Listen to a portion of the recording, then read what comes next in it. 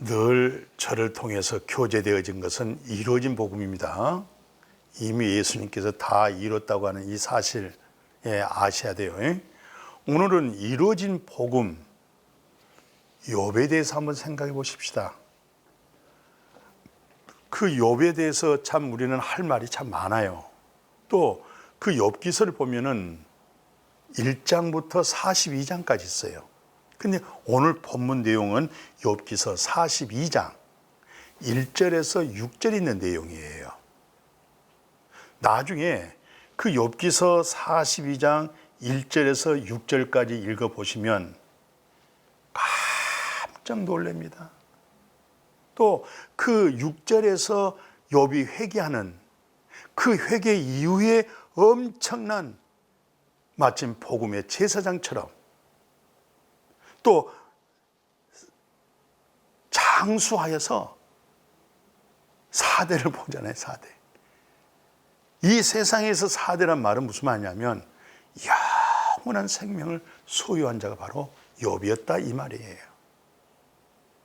우리는 보통 욥의 얘기하게 되지면은 그 야고보서 5장 11절 얘기를 많이 해요. 보라 인내하는 자를 우리가 복되도다 하리니 너희가 욥의 인내를 들었고 주께서 주신 결말을 보았거니와 주는 가장 자비하시고 긍휼히 여기시는 이시다. 그러니까 보통 그 인내를 얘기할 때는 욥을 많이 인용해서 인내에 관한 얘기를 많이 합니다. 인내하십시다. 견딥시다. 욥이 그 고난 속에 어려움 속에 인내해서 나중에 그 결말이 어떻게 됐습니까? 놀라운 복을 받았지 않습니까? 이런 얘기 하잖아요. 근데 또 어떤 분은 그럴 수도 있어요. 우리가 욥이 욥기서 42장 1절에서 6절까지의 그 욥의 고백을 통해서 그 이후에 받은 복은 이루 말할 수 없잖아요. 전보다도 갑절로 더 받았잖아요. 그런데 그 과정 보십시오. 욥이 얼마나 정말 어려움을 많이 당했는가. 먼저 저는 이 생각을 먼저 같이 나누고 싶어요. 무슨 말이냐면 그 욥이 얼마나 훌륭했냐면은 성경에서 표현하기를 순전하고 정직하고 하나님을 경외하고 악에서 떠난 자다. 정말 대단하지요. 악에서 떠났다, 순전하다, 하나님을 경외했다, 경건하다. 또 그 동방에서 또 아마 1등 부자인가 봐요. 최고로. 근데 그 욥의 그 신앙 한번 같이 생각해 볼까요? 그 욥기서 1장 1절에서 3절까지 보면 정말 허점이 없는 아주 완벽하게 하나님을 경외하는 모습으로 비춰지고 있어요. 그 내용 보면 우수 땅에 욥이라 불리는 사람이 있었는데 그 사람은 첫째가 온전하고 두 번째가 정직하고 세 번째가 하나님을 경외하고 네 번째가 악에서 떠난 자라. 그래서 또 하나님 주신 축복으로 아들이 7명이고 딸이 3명이고 10명의 자녀가 풍성했죠. 그리고 이 사람은 동방 사람 중에서 가장 훌륭하다고 그렇게 말씀하고 있어요. 가장 훌륭하단 말이에요. 이 정도면 뭐 정말 훌륭하죠. 이 정도면 되면 장로도 될 수 있고 권사도 될 수 있고 집사도 될 수 있고 목사도 될 수 있고 다 이 정도의 인격, 이 정도의 신앙심 있으면 뭐 훌륭한 거 아니겠어요? 그러면서 그 두 번째 그 말씀이 뭐라고 이어지냐면 4절에서 5절까지 보면 그 아들들이 이제 아들이 7이고 딸이 3이니까 어떻게 하다 보면 늘 생일잔치를 하잖아요. 다 한 집에서 이제 생일잔치 할 때 뭐 어떻게 하다 보니까 맛있는 포도주를 마시다 보면 또 취하게 되고 또 취하다 보면 은근히 또 헛소리 하게 돼가지고 뭔가 또 하나님 보시기에 합당하지 못한 말들도 실수도 없잖아 있었지 않겠어요? 그러면 욥은 반드시 그런 잔치가 끝나면 그들을 다 불러다가 성결 애식을 합니다. 그러니까 이 성결 예식이라는 것은 그들을 잔치가 딱 끝나면 그들을 전부 다 불러다가 성결하되 그 명수대로 번제를 하나님께 드리는 거예요. 참 훌륭합니다. 이 자녀들을 정말 하나님 앞에 바르게 옳게 세우기 위해서 참 신앙의 훈련을 잘 시키고 있습니다. 마음을 정결케 하고 때 새롭게 하고. 그러니 욥이 말하기를 뭐라고 하냐면 혹시 내 아들들이 죄를 범하여 하나님께 혹시 욕되게 했지 않았을까. 그 욕되게 했다고 하는 그런 허물, 욕되게 했다고 하는 그런 잘못을 욥은 반드시 그 잔치가 끝나면 자녀들을 다 10명을 불러 모아서 하나님 앞에 일일이 다 번제로 드려진 거예요. 훌륭하죠? 본인도 훌륭하지만은 자녀들 10명을 하나님 앞에 참 신앙으로 믿음으로 하나님을 경외하는 마음으로 자녀들을 양육한 것을 보면 대단히 훌륭합니다. 그리고 그 다음 절에 뭐라고 되어 있냐면 그 욥기서 1장 14절에서 16절 그리고 18절에서 19절 그리고 이제 2장 7절에서 9절로 싹 넘어가 보시면 나중에 이제 성경을 차근차근 봐보십시오. 어떤 종이 욥에게 막 달려와서 뭐라고 보고하냐면 스바 사람들이 갑자기 와가지고 소를 또는 여러 짐승들을 다 빼앗아 갔다는 거예요.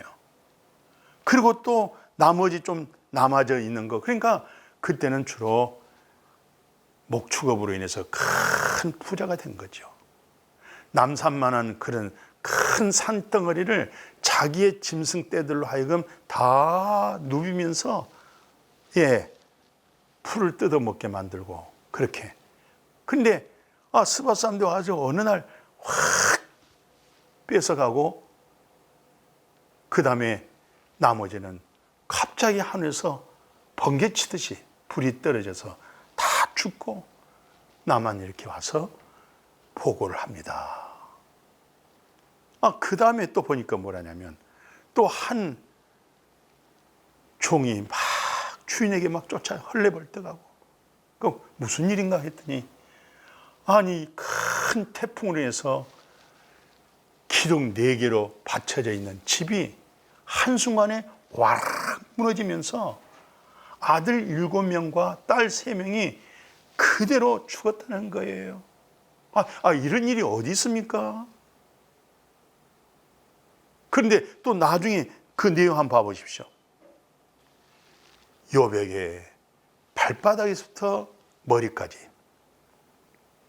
악창으로 막 세상에 살이 붓고 막 고름이 정말 그러니까 몸이 근질근질하다가 마침 길거리에 있는 어떤 기와장이라든가 껄껄한 돌을 주워다가 몸을 뜩뜩 긁으면 그냥 몸에서 누런 구름이 그냥 고름 있잖아요. 고름 쫙쫙 받는 거예요. 그러니까 몸이 근지러우니까 못 견디는 거예요. 간지러워서.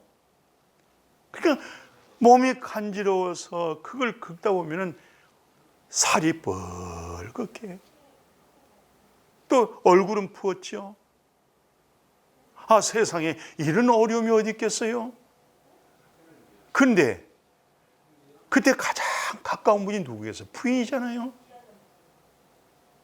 부인이 와서 한다는 소리가 당신 이래도 하나님을 그렇게 순전한 마음으로 하나님을 믿겠습니까? 이제는 하나님 우리를 버렸으니까 당신 하나님을 버리세요.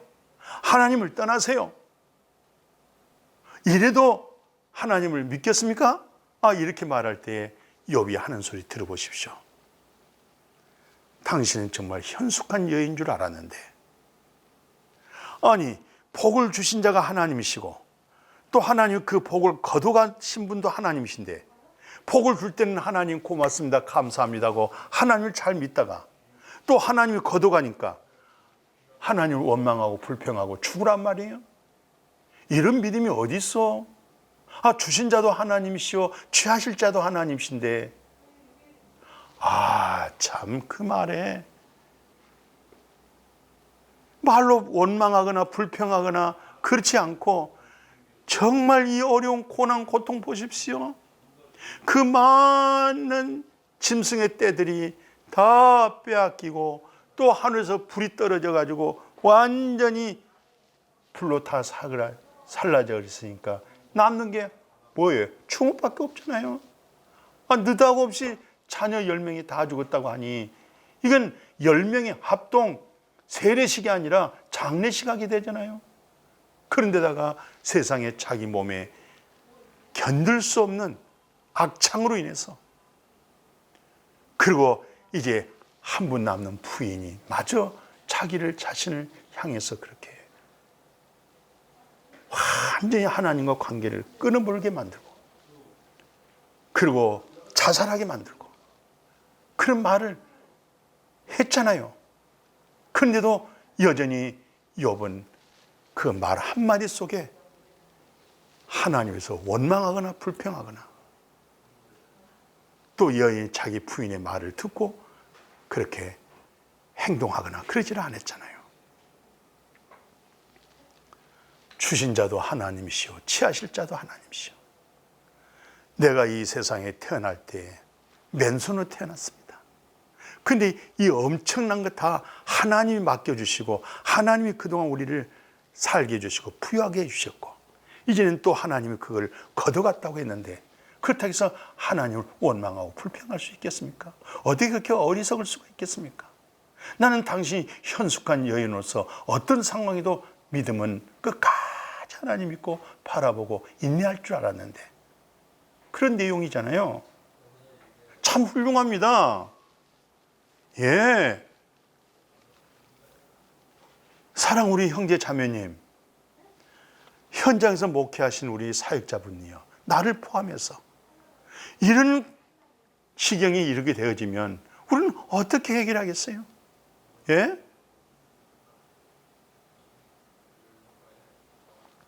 그래서 여기 보니까 그 욥기서 32장으로 훌쩍 넘어갑니다. 1절에서 3절까지 왜 이 말씀 하게 되냐면 그동안에 이 욥이 잘 나갔으니까 뭐가 많았겠어요? 친구들이 많이 있었던 거예요. 친구들이.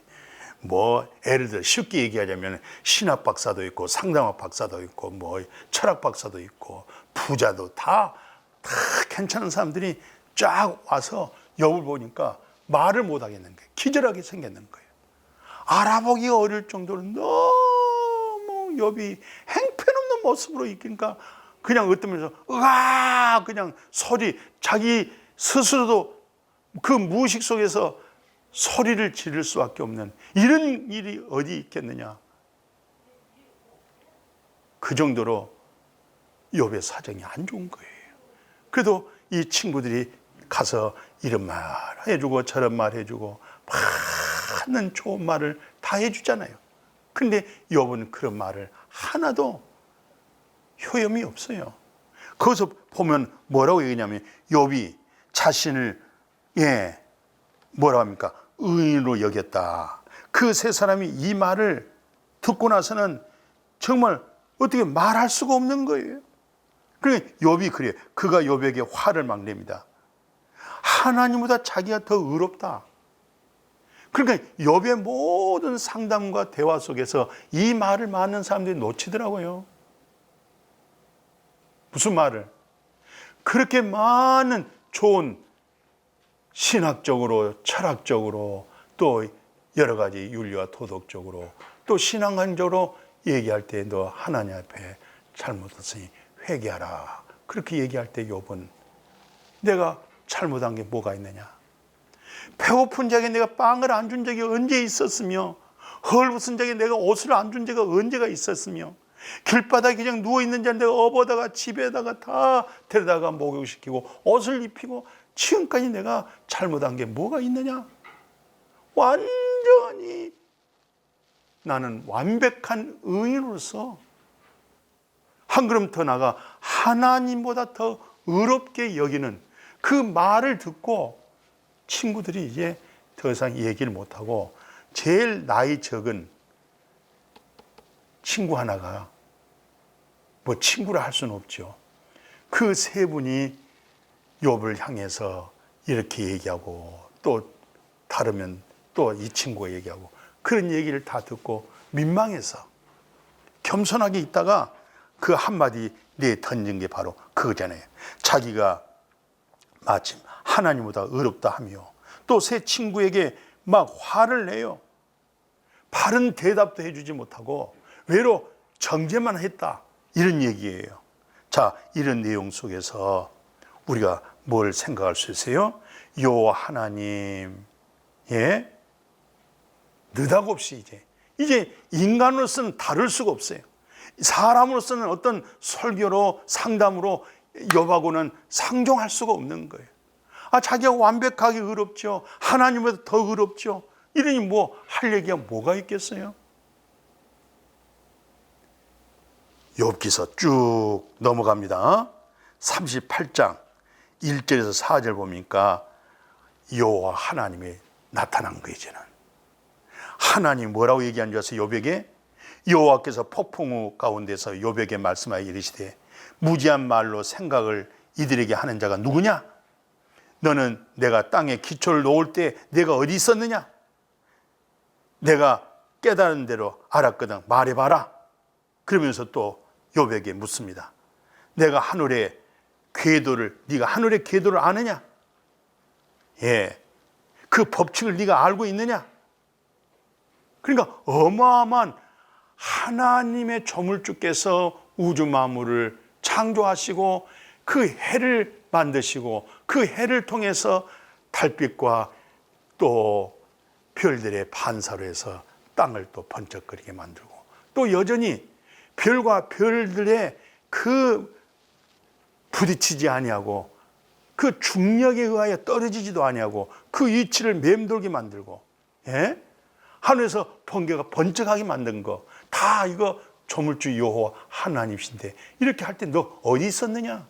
하나님이 하신 일에 네가 참여했느냐? 네가 알고 있느냐? 이런 말들을 하니까 결국 욥이 입 다물어지는 거예요. 하나님 앞에 정말 이제 겸손하게 꿇을 수밖에 없는 거예요. 여기서 놓쳐서는 꼭 안 될 내용이 있어요. 이거 아주 중요합니다. 바리새인과 세리가 기도할 때 그 바리새인은 완전 철저한 율법으로 흠없고 율법주의자고 완벽한, 예, 기도를 해요. 하나님, 나는 저 세리와 같지 않습니다. 내가 철저하게 하나님, 일주일이면 벌써 두세 번은 내가 금식 기도하며 11조를 드리며 정말 이웃을 돌아보며 정말 완벽한 것을 기도 속에 포고하고 있잖아요. 욥 안 닮았어요? 그런데 나중에 사울이라는 사람이 예수 만나고 나서 무슨 고백을 해요? 내가 정말 주님을 알지 못했을 때 내 의가 하늘을 치솟았는데 주님을 만나고 나서 완전히 배설물로 여기고 그리스도 예수로 말미암아 하나님께 온 그 의가 가장 천금처럼 빛난, 늘 반복하고 반복한 내용이 얼마나 많습니까? 그런 내용들이. 로마서 10장 1절에서 3절 봐보십시오. 로마서 10장 1절에서 3절까지 보게 되면 유대인들이, 율법주의자들이, 바리새인들이, 종교인들이 그렇게 하나님께 열심히 있는 거예요. 성경 그대로 써 있어요. 하나님께는 열심히 있어서 흠잡을 데가 없는 거예요. 예, 그 종교심이 얼마나 대단하고 훌륭한 건지. 그런데 바울의 지적이 뭡니까? 진짜 하나님의 의는 모르고 자기 의를 세우더라는 거예요. 예, 하나님의 의는 모르고 자기 의. 오늘 욥이 그랬잖아요. 정말 하나님의 의는 경험하지 못하고 자기 의로, 그러다 보니까 하나님보다 자기가 더 의로운 사람으로, 순전하고 하나님을 경외하고 정직하고 악에서 떠난 그런 어떤 인간의, 그래도 이 사람도 첫 아담 안에서 죄인이고, 이 사람도 첫 아담 안에서 아무리 정직하고 순전하고 하나님을 경외해도 자기 자신의 구원이 안 되는 거예요. 그걸 지적하는 거예요. 그리고 나서 이제 욥기서 6장 42장 1절에서 6절 내용 속에서 정말 거꾸로셨잖아요. 무지한 말로 내가 하나님의 뜻, 하나님의 이치를 알지 못하고 말한 거 정말 부끄럽습니다. 입을 열지 못하겠습니다. 그러면 내가 스스로 티끌과 재 가운데서 회개한다. 이 회개가 바로 헬라어로 말하면 메타노이아예요. 물론 히브리어에 써서 말할 때는 이것을 나함이라고 말하고 슈보라고 말해요. 이 회개가 완전히 하나님의 마음으로 바뀌어져 버리는 거예요. 완전히 욥이 전에 있던 그 마음하고 오늘 이 회개, 내가 티끌과 재 가운데서 회개한다고 하는 이 회개가 완전 마음의 변화입니다. 그냥 신약으로 인용하면, 쉽게 얘기하면 완전히 내 중심에서 그리스도 하나님 중심으로 바뀌어졌다는 거예요. 예, 죄 없앰을 받아버리는, 완전 죄 사함을 받아버리는, 그리고 거기에 하나님의 거룩한 임재가 임하는, 이것을 욥이 나중에 경험한 거예요. 이것이 중요한 겁니다. 우리가 욥을 얘기할 때는 그 고난 속에서 인내하고 참고 결국 나중에는 복을 받았지 않았습니까? 여러분 인내하십시오. 그 얘기는 많이 하고 나도 그런 얘기 많이 들었습니다만 정말 핵심적인 욥기서 42장 1절에서 6절을 자세히 보게 되면 참 바로 예수님이 회개하라, 천국이 왔다. 사도 바울이 회개하고 예수 그리스도의 이름으로 세례를 받고 죄 없이 함을 받으라. 그러면 성령이 임하리라. 그와 같은 거잖아요. 이것이 중요한 게, 한국교회 새로운 개혁은 다시 한번 이 메타노이아, 생명 얻는 회개, 정말 마음의 변화가 이루어지는 바로 이 복음이 외쳐져야 돼요. 이것이 전제되지 아니하고 항상 요한복음, 요한 1서에 있는 그 7절, 8절, 9절, 10절만 가지고 맨날 회개 반복한 것은 다람쥐 마침 채바퀴 돌리듯이 뱅뱅뱅뱅뱅뱅 완전 감정적이고 기복적이고 신비적이고 이건 소망이 없어요. 많은 사람들이 많이 모였다고 해서 하나님이 거기 기뻐하십니까? 정말 거기에 메타노이아, 생명 얻는 회개, 완전히 마음의 변화가 이루어져 있던 숫자가 몇 명이냐 이 말이에요. 하나님 나라 천국 갈 수 있는 사람이 몇 사람이냐, 그것이 중요한 거 아니겠어요? 우리가 비록 10명 가지고 목회하더라도 10명 속에서 메타노이아가 이루어져 있고 마음의 변화가 이루어져 있고 하나님의 나라의 소망을 가지고 있고 하나님과 더불어 놀라우신 긍휼과 은혜 입고 산다고 하는 것, 모든 사람이 죄를 범했으며 하나님의 영광이 이루지 못하더니 로마서 3장 24절 그리스도께서 하나님 은혜로 값이 없이 돈 없이 값 없이 의로움을 얻었다고 하는 그 메타노이아, 그 첫사랑, 그 감격, 그 하나님의 만남, 그걸로 뜨겁게 한국교회 불씨씨가 돼가지고 그걸로 인해서 교회를 살리고 나를 살리고 목회자가 살고 목회자가 살면 성도가 살고 성도가 살면 가정들이 살고 가정이 살면 나라가 살고 나라가 살면 온 세계 왕 같은 제사장 민족이 되는 거예요. 이 믿음으로 우리가 외쳐질 수 있기를 주님의 이름으로 축복합니다. 아멘. 거룩하신 하나님 아버지, 이루어진 복음, 오늘 욥이 회개하는 것, 티끌과 재 가운데서 내가 회개하나이다.